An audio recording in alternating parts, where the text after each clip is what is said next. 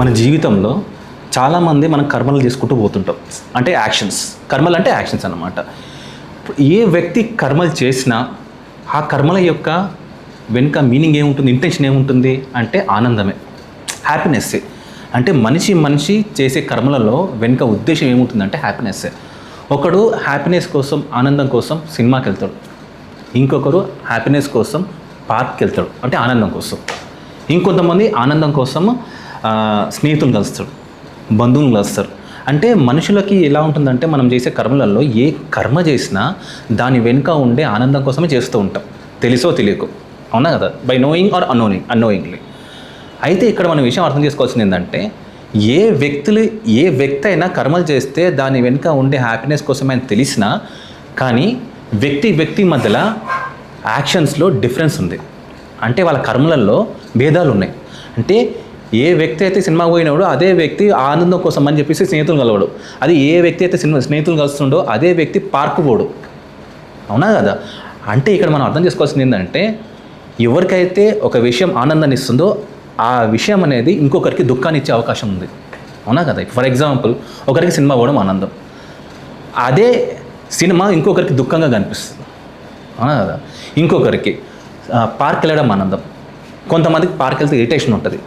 అంటే ఒక వస్తువు, ఒక విషయం ఒకరికి ఆనందాన్ని ఇచ్చినప్పుడు మిగతా వాళ్ళకు కూడా ఆనందం ఇవ్వాలి కదా, అవునా కదా. అంటే ఆనందం ఇస్తుంది, ఒకరికి ఇస్తలేదంటే ఆ ఆనందం అనేది, ఆ హ్యాపీనెస్ అనేది మనుషుల్లో ఉంది, మనసులో ఉంది, అవునా కదా. ఇది ఈ ఒక ఆస్పెక్ట్లో చూస్తే కనుక. ఇంకోటి చూస్తే కనుక మనము ఆనందం కోసం వెతుకుతూ ఉన్నా, ఆనందం కోసం కర్మలు చేస్తూ ఉన్నా కానీ ఎన్ని రోజులు చేస్తాం, ఎంతసేపు ఆ ఆనందాన్ని ఆ వస్తువులో కానీ ఆ విషయంలో కానీ మనం చూస్తాం మనము. ఫర్ ఎగ్జాంపుల్ ఒక సినిమా పోయినోడు ఎవరైతే ఉంటాడో ఎంతసేపు చూస్తాడు సినిమాది, 2 hours 3 hours 4 hours అంతనే, 4 hours 6 hours డే మొత్తం అయితే చూడలేడు కదా. అదే సినిమా రోజైతే చూడలేడు కదా, మారుతూ ఉన్నాయి. ఇంకోటి యాంగిల్ చూద్దాం. కొంతమంది ఆనందం కోసం స్వీట్ తింటుంటారు, తీపి పదార్థాలు తింటాడు. ఎన్ని తింటాడు, ఫర్ ఎగ్జాంపుల్ ఒక లడ్డు ఉంది, ఒక లడ్డు తినడం అనుకో ఒక హ్యాపీనెస్, సెకండ్ లడ్డు తినగలుగుతాడు, 3 లడ్డు తినగలుగుతాడు, 10 లడ్డులు తింటాడా, 11 లడ్డుకి వెగటు పుడుతుంది అనమాట. అంటే మనము ఏ వస్తువు ద్వారా అయితే మన హ్యాపీనెస్ అనుకుంటున్నామో అదే వస్తువు కొన్ని రోజుల తర్వాత, కొన్ని సమయం తర్వాత, కొంత కాలం తర్వాత దాని మీద మన వెగటు వస్తుంది. ఇక్కడే చాలామంది ప్రేమించి పెళ్లి చేసుకునేది ఇక్కడే విడాకులు ఇచ్చేది ఇక్కడే. ఏ వ్యక్తి అయితే నేను ఆమె లేకుండా అతను లేకుండా బతకలేని అంటుర్రో అదే వ్యక్తి కొన్ని రోజుల తర్వాత వాళ్ళ విడాకులు ఇస్తున్నారు. ఎందుకు అంటే ఆ వస్తువులో, ఆ వ్యక్తిలో, ఆ విషయంలో ఆనందం లేదని తర్వాత తెలుసుకుంటాడు. చిన్నప్పుడు మనం బాల్యావస్థలో ఉన్నప్పుడు మనకి ఏంటంటే బంతులు ఉంటే సరిపోతుంది, అంటే బంతి కానీ ఆటల్లో మనం ఆనందం పొందుతాం. ఒక వయసుకు వచ్చిన తర్వాత ఆనందాలు మారిపోతాయి, అంటే వస్తువులు మారిపోతున్నాయి. ఆనందం ఒకటే కానీ వస్తువులు మారిపోతూ ఉన్నాయి. వృద్ధాప్యం వచ్చిన తర్వాత అక్కడ ఆనందం మారిపోతుంది, అక్కడ ఆనందం ఒకటే మరి వస్తువులు మారిపోతున్నాయి అనమాట. అంటే మనుషులలో ఏ వస్తువు అయితే చూస్తున్నామో, ఏ విషయాలతో చూస్తున్నామో, ఏ వ్యక్తులతో చూస్తున్నామో అది పరిపూర్ణమైన ఆనందాన్ని మనకి ఇవ్వలేకపోతున్నాయి, హ్యాపీనెస్ అని ఇవ్వలేకపోతున్నాయి. సో అందుకనే ఇక్కడ మనం ఆలోచిస్తే కనుక ఒక వస్తువు ఒకరికి ఇచ్చిన ఆనందాన్ని ఇంకొకరు ఇవ్వలేకపోతుంది. అలాగే ఒకవేళ కనుక మనం ఆలోచిస్తే కనుక ఆ వస్తువు కనుక ఆనందాన్ని ఇచ్చేటట్టు అయితే కనుక కంటిన్యూగా ఎక్కువ కాలం ఇవ్వలేకపోతుంది మళ్ళీ ఇక్కడ, అవునా కదా. ఇక్కడ ఇంకో విషయం అర్థం చేసుకోవాలి ఏంటంటే అందరి వ్యక్తులకి, అన్ని విషయాలకి అంటే వ్యక్తులు అంటే స్త్రీ, పురుషుడు, బాలుడు, వృద్ధాప్యంలో ఉండేవాళ్ళు ఎవరైనా కూడా అందరికీ ఏదైనా వస్తువు, ఒకటే వస్తువు అందరికి ఆనందం ఇస్తుంది అంటే కనుక ఒకటి ఉంది, అదేంటంటే భగవన్నామం. ఈ భగవన్నామం అనేది ఏంటంటే మనము ఒక టైం కానీ, ఒక వస్తువు కానీ, ఒక కాలంలో కానీ, ఒక దేశంలో కానీ లిమిటెడ్ అనేది లేదు. కానీ మీరు వస్తువులలో చూసుకుంటే కనుక, విషయాలలో చూసుకుంటే కనుక పరిమితమైన వస్తువుల ద్వారా పరిమితమైన ఆనందం వస్తుంది మనకి. పరిమితమైన వస్తువులు అంటే minimum limited. For example cinema అనేది ఒక టైం స్టార్ట్ అవుతుంది, ఒక టైంకి ఎండ్ అయిపోతుంది. ఆనందం కూడా ఒక టైం స్టార్ట్ అవుతుంది, ఒక టైంకి ఎండ్ అయిపోతుంది. అంటే లిమిటెడ్ హ్యాపీనెస్ మనకు వస్తుంది. మనకు కావాల్సింది అనంతమైన ఆనందం, అనంతమైన సుఖం. ఈ అనంతమైన ఆనందం, అనంతమైన సుఖం అనేది పరిమితమైన వస్తువులలో మనకు దొరకదు. సింపుల్ లాజిక్ ఇది చెప్పాలంటే. కానీ మనం ఎక్స్పెక్ట్ చేసేదేమో అనంతమైన ఆనందం, కానీ మనం వెతికేది మాత్రం, అంటే మనం చూసేది మాత్రం పరిమితమైన వస్తువులలో, లిమిటెడ్ అయిన వ్యక్తులతోటి. అందుకే చూడండి కొంతమంది స్నేహితులు ఒక కాలంలో అత్యధికంగా ప్రేమించే వ్యక్తులు ఒక కాలం వచ్చేసరికి వాళ్ళు ద్వేషిస్తూ ఉంటారు. చిన్నప్పుడు నా మంచి ఫ్రెండ్ ఉండేరా వీడు, కానీ ఇప్పుడు నాకు ఫ్రెండ్గా లేడు. ఎందుకు అంటే మారిపోతున్నాయి ఆ మనుషులు, లిమిటెడ్ మనుషులు కాబట్టి లిమిటెడ్ మనుషుల ద్వారా వచ్చే ఆనందాలు కూడా లిమిటెడే ఉంటాయి మనకి. కానీ అనంతమైన ఆనందాన్ని మనకు ప్రసాదించేది ఏదైనా ఉంది అంటే కనుక భగవన్నామం. That is Rama. రామ అంటే ఏంది అర్థం అంటే యస్మిన్ రమంతే ఇది రామ అంటే ఎవరైతే అందరూ ఆయనలో రమిస్తారో అది రామ. అది వస్తువు కావచ్చు, ఏదైనా కావచ్చు, కానీ శబ్దార్థం మీనింగ్ అదే. అంటే ఇది రామాయణం కాబట్టి, రాముడు కాబట్టి రామాయణంలో రాముడు వస్తుందని ఏం లేదు. రామాయణం కంటే ముందు కూడా రామ అనే శబ్దార్థం ఉంది, శబ్దం అనేది ఉంది. మన వేదాంతంలో ఉపనిషత్తులో ఉంది. రామ రహస్యోపనిషత్తు ఒకటి ఉంటుంది అన్నమాట. ఉపనిషత్తు అనే రాముడి పేరు మీద ఉందన్నమాట. అంటే రాముడు రాకముందే రామ అనే శబ్దం అనేది ఒకటి ఉందన్నమాట. అంటే యస్మిన్ రమంతే ఇది రామ అంటే అర్థం ఏంటంటే ఎవరైతే అందరూ పెద్దవాళ్ళు, చిన్నవాళ్ళు, పురుషులు, స్త్రీలు అని కాకుండా అందరూ ఎవరిలో అయితే ఆనందాన్ని అనుభవిస్తారో, రమిస్తారో దట్ ఈస్ రామ. అంటే భగవన్నామం. ఈ భగవన్నామంలో ఉన్నంత ఆనందం దేంట్లో లేదు చెప్పాలంటే కనుక. ఎందుకు లేదు, ఎందుకుంది? సో నేను ఎందుకు నమ్మాలి సార్? ఇప్పుడు నేను ఇక్కడ భగవన్నామంలో నాకు ఆనందం ఉందని మీరు ఎట్లా ఇవ్వగలుగుతారు? అసలు నేను ఎందుకు అంటే భగవన్నామం అంటే నథింగ్ బట్ ఇప్పుడు మనం భగవన్నామం చేయడం అంటే భక్తి అన్నమాట. అది భక్తి చేయడం అన్నమాట. భక్తి మనం ఎందుకు చేస్తాం? భక్తి చేయాల్సిన అవసరం నాకేముంది? అసలు భగవంతుడు అనేవాడు నా జీవితంలో ఉండాల్సిన అవసరం ఏముంది? భగవంతుని పూజించాల్సిన అవసరం ఏముంది నాకు? నేను హ్యాపీగా ఉన్నా, నేను యవ్వనంలో ఉన్నా, నేను ఇప్పుడు నాకు జీవితం బాగుంది, నాకు డబ్బు ఉంది, అన్నీ బాగున్నాయి నాకు. ఇప్పుడు ఈ సిచ్యువేషన్స్లో నేను భగవంతుని పూజించాల్సిన అవసరం నాకేముంది? భగవన్నామం చేయాల్సిన అవసరం నాకేముందని చాలామంది అనుకోవచ్చు. కానీ విషయం ఏంటంటే మనం భగవంతుని పూజించాలన్నా, భగవంతుని అర్చించాలన్నా ఆయనతో మనకున్న సంబంధాన్ని గుర్తించాలి ఫస్ట్. ఎందుకంటే భగవంతుడు అనేవాడు నిత్య సంబంధం. ఆయనతో మనకున్న సంబంధం నిత్య సంబంధం. కానీ వ్యక్తులు ఎవరైతే మన చుట్టుపక్కల అందరూ ఉంటారో వాళ్ళందరూ కూడాను అనిత్య సంబంధం. నిత్య సంబంధం అంటే ఏంది? అనిత్య సంబంధం అంటే ఏంది? అనిత్య సంబంధం అంటే ఎప్పటి కూడాను వాళ్ళు ఈ జన్మలోనే పరిమితమైన వాళ్ళు, జన్మలకి పరిమితమైన వాళ్ళు కాదు. ఒకవేళ ఈ జన్మలోనే పరిమితమైన, ఈ జన్మలోనే మనకు ఉన్నా కానీ ఒక టైంలో ఉన్న వాళ్ళు మరొక టైంలో ఉండరు. నేను వాళ్ళని ఇష్టపడతారు, వాళ్ళు నన్ననే ఇష్టపడతారు. నేను విషయాల గురించి మాట్లాడుతున్నాను. This is introduction to the Ramayana actually. ఎందుకంటే నేను ఎవరినైతే ప్రేమిస్తానో ఒకరోజు వారు నన్ను ఇష్టపడితే నేను వాళ్ళనే ఇష్టపెట్టాలి. నేను అవునా కదా? ఇప్పుడు నా తల్లి నన్ను అన్నది, కానీ ఏదో ఒక రోజు నా తల్లిని నేను ఇష్టపెట్టాలా? లేకపోతే ఆ తల్లిని నన్ను ఇష్టపడతాను గ్యారెంటీగా. విడిచిపోయే క్షణాలు ఏదో ఒక రోజు ఉంటుంది గ్యారెంటీగా. లేదు నా భార్య నా జీవితంలో వచ్చింది, ఒకప్పుడు లేనిది నా జీవితంలో వచ్చింది కాబట్టి ఏదో ఒక రోజు ఆమె నన్ను ఇష్టపెట్టే ఛాన్స్, లేకపోతే నేనైనా ఆమెను ఇష్టపెట్టే ఛాన్స్ నాకుంది. నా పిల్లలు నా కడుపులో పుట్టింది, ఈ రోజు నాకు వాడు నా కడుపులో పుట్టింది కాబట్టి లేనటువంటి వాడు వచ్చింది కాబట్టి ఏదో ఒక రోజు వాడిని ఇచ్చిపెట్టి వెళ్ళే పరిస్థితి నాకన్నా రావచ్చు, లేకపోతే వాడికన్నా రావచ్చు. సో ఇటువంటి ఈ బంధాలే మనం ఏమంటామంటే అనిత్య సంబంధాలు అంటాం. కానీ భగవంతునితో ఉండే సంబంధం అనిత్య సంబంధం కాదు, ఇది నిత్య సంబంధం అన్నమాట. అంటే ఈ జన్మతో వచ్చే సంబంధం కాదు, మనకి జన్మలతో వచ్చిన సంబంధం, గర్భంలో ఉన్నప్పుడు కూడా ఉన్న సంబంధం అన్నమాట.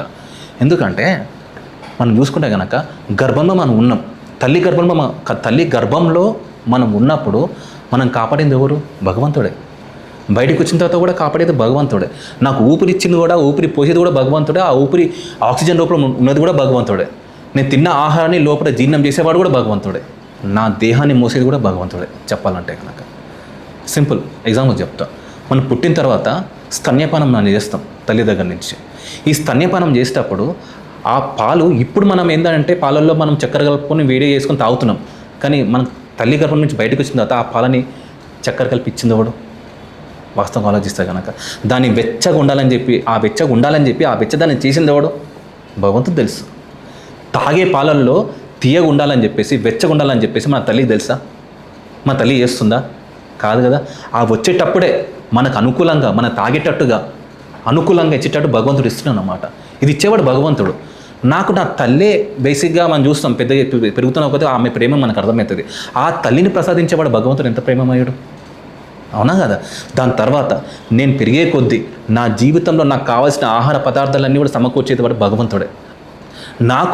నేను తిన్న ఆహారాన్ని జీర్ణం చేసి దాన్ని ప్రోటీన్స్ లాగా లోపల లేకపోతే రక్తంగా మార్చేవాడు కూడా భగవంతుడే. మనకు ఉండే బంధాలన్నీ కూడా రక్త సంబంధాలు, కానీ భగవంతుడు ఉండే సంబంధం రక్తాన్ని సృష్టించిన వారితో ఉన్న సంబంధం. అదంతా నిత్య సంబంధం అన్నమాట. నేను భగవంతుని విడిచి క్షణకాలం కూడా మనం ఉండలేము చెప్పాలంటే. ఎందుకంటే నాకు భగవంతుడు అనే ఆలోచన కలగడానికి కూడా కారణం భగవంతుడే, మనస్సులో ఉంటుంది అన్నమాట. ఎందుకంటే చిత్ స్వరూపంలో ఉన్నాడు. హృద్దేశ అర్జున తిష్ట, ఈశ్వరో సర్వభూతానం హృద్దేశ అర్జున తిష్టతి. అంటే ప్రతి హృదయంలో కూడా ఉన్నది భగవంతుడే. కాకపోతే మనం గుర్తిస్తే అదే భక్తి. అసలు భక్తి అంటే ఏంటంటే కనుక ఎవరి మీద అయితే మన ప్రపంచం మీద ఉండేటువంటి ప్రేమ ఏదైతే ఉందో అదే ప్రేమను భగవంతుని వైపు మనం మరలిస్తే దట్ ఈస్ భక్తి. ఇది తెలిసిన నాడే భక్తి కార్యాలు చేయగలుగుతాం అనమాట. చేస్తూ ఉంటాం మనము, కాలం పోతూ ఉంటుంది, కాలం నడుస్తూ ఉంటుంది. నువ్వు గుర్తించినా గుర్తించకపోయినా కాలం నడుస్తూ ఉంటుంది. ఒక క్షణంలో చావు అనేది గ్యారంటీ వస్తుంది. చావు వచ్చిన తర్వాత, చనిపోయిన తర్వాత జీవితాంతం మనం ఎవరి కోసమైతే మనం బతుకుతున్నామో, సంపాదిస్తున్నామో, ఆ సంపాదించిన వాళ్ళందరూ కూడా శ్మశానం వరకే వస్తారు. అవునా కదా? శ్మశానం వరకు వస్తారు. ఆ శ్మశానం దాటిన తర్వాత, శ్మశానం వెళ్ళిన తర్వాత మన దేహం కనుక కాలిపోయిన తర్వాత ఎవరు ఉంటారు మన దగ్గర? కానీ భగవంతుడు ఉంటాడు మన దగ్గర. శివుడు ఉంటాడు, శ్మశానవాసి అంటాం అనమాట. ఎవరి కోసమైతే మనం జీవితాంతం కష్టపడే భగవంతుని విస్మరించిన తర్వాత, మన శ్మశానంలో ఇప్పుడు ఇక్కడ బూడిదగా మారిపోయిన తర్వాత, ఆ భగవంతుడు మన ఉన్న దేహంలో ఉన్నటువంటి దేహం కాలిపోయినట్టు తర్వాత వచ్చేటువంటి విభూతిని రాసుకుంటాడు అనమాట. అందుకని విభూతి దారితాను. మనం చనిపోయిన తర్వాత, మనం కాలిపోయిన తర్వాత మనకున్న ఎముకల్ని, కపాలాన్ని మన మెల్లో వేసుకుంటాడు అనమాట. అంటాడు అనమాట, నువ్వు ఇన్ని రోజులు శివుడి మాటలు ఇవన్నీ చెప్పాలంటే శివస్తోత్రంలో ఉన్నాయన్నమాట. ఎవడి కోసం జీవితాంతం మనం కష్టపడ్డామో, ఎవడి కోసం భగవంతుని విస్మరించి మనం కర్మలు చేసినామో వాళ్ళు ఎక్కడికి వచ్చారు? వాళ్ళు శ్మశానం పడేసి వాళ్ళు వెళ్ళిపోయారు. కానీ భగవంతుడికి తండ్రికి బిడ్డ ఎప్పుడు భారం కాదు కాబట్టి మన విభూతిని, మన కపాలాన్ని మెడలో ధరించుకొని తిరుగుతుంటాడు అనమాట. అందుకని శివ మంగళ స్వరూప. కాలే దేహం కాటికైనా కాలదు మన బంధమైన తోటి. మనము జీవితాంతం భగవంతుని మర్చిపోయినా భగవంతుడు మనం మర్చిపోడు. అందుకనే ఏంటంటే చాలామంది మహాత్ములు నిరంతరం భగవన్నామ స్మరణ చేసుకుని బతికారనమాట. మనం భగవంతుని విడిపోయి ఒక క్షణం కూడా ఉండలేం. అసలుకి సింపుల్గా చెప్పాలంటే, నేను ఇప్పుడు క్లాసులు చెప్తున్నా చాలామందికి. క్లాసెస్ చెప్పడానికి కారణం ఏంది? ఏది ఉండడం వల్ల క్లాసెస్ చెప్తున్నా అంటే స్మృతి జ్ఞానం అంటాం. అంటే జ్ఞాపకం ఉంటే అయిపోతాను. నేను చిన్నప్పుడు ఎప్పుడో 10th క్లాస్ తర్వాత, ఇంటర్ తర్వాత మ్యాథ్స్ లేకపోతే ఇంజనీరింగ్లో ఉన్నటువంటి సివిల్ ఇంజనీరింగ్ ఏదైతే చదువుకున్న తర్వాత నాకు ఎక్స్పీరియన్స్ ఏదైతే వచ్చిందో, ఆ ఎక్స్పీరియన్స్ ద్వారా వచ్చిన నాలెడ్జ్ బట్టే మీ అందరూ నేను క్లాసెస్ చెప్తున్నా. ఆ నాలెడ్జ్ నాకు గుర్తుంది కాబట్టి చెప్తున్నా కదా. ఆ గుర్తు ఉండడానికి కారణం భగవంతుడే. స్మృతి జ్ఞానం అపోహనంచ.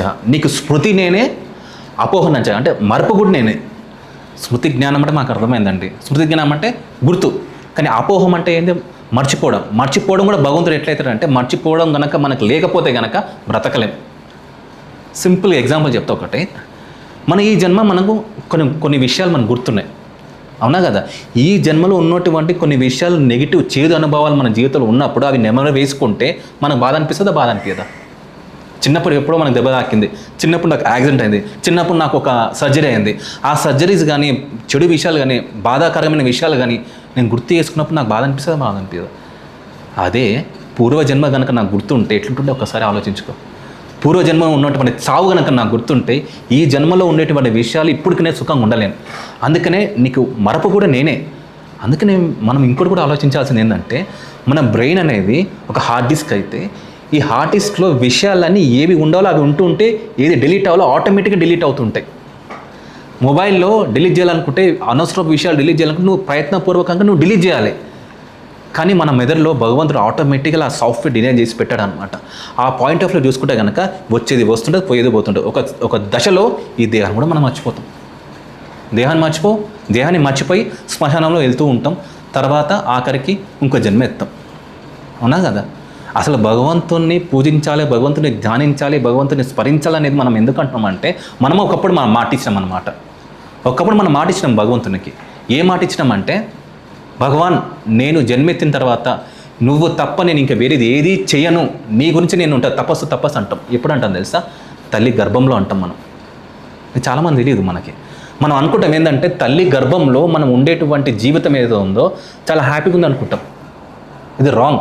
తల్లి గర్భంలో నేను సేఫ్ ఉన్నాను, నేను కొన్ని హాస్పిటల్స్ చూస్తుంటాను అనమాట. I'm safe in my mom womb అని ఉంటుంది అనమాట. అది రాంగ్. అది సేఫ్ అంటే సేఫ్ ఉండడం కారణం భగవంతుడు, అదే వేరే విషయం. కానీ లోపల ఒక విధంగా ఆలోచిస్తే కనుక ఏముంటుంది? చీకటి ఫస్ట్ పాయింట్. నెక్స్ట్ మలము, మూత్రం. తల్లి గర్భంలో ఉన్నటువంటి మలము, మూత్రాదుల మధ్య మనం దొర్లుతూ ఉంటాం. ఉన్నా కదా? ఎంత స్మెల్ ఉంటుంది? ఆ స్మెల్ మధ్యలో నువ్వు 9 నెలలు ఉన్నావంటే ఆలోచించుకో ఒకసారి.